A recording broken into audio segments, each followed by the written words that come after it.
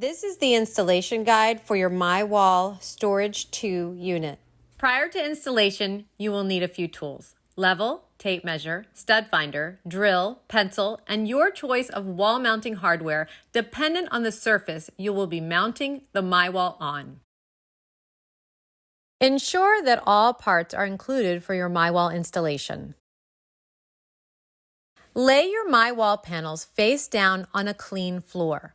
Place both top and bottom sections next to each other, top to bottom. The top section has the cutouts for the French cleat mounting at the top. The bottom panel has a lower open section at the bottom.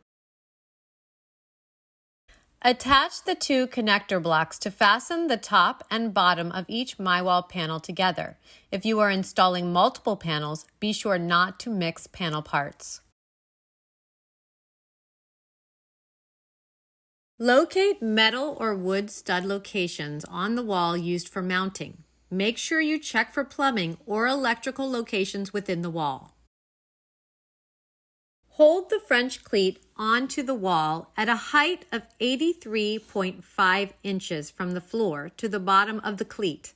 Make sure the cleat is level and mark the holes for mounting with a pencil. Secure the French cleat to the wall with your desired mounting hardware. Never have the cleat mounting to only drywall. Always have it mount direct to a stud or into concrete, and make sure your cleat mounts level. Lift and hang your panel onto the French cleat.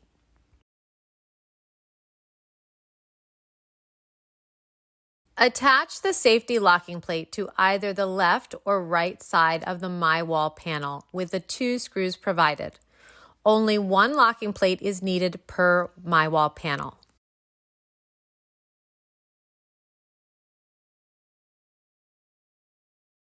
Attach the end caps to each side of the myWall panel with the supplied screws.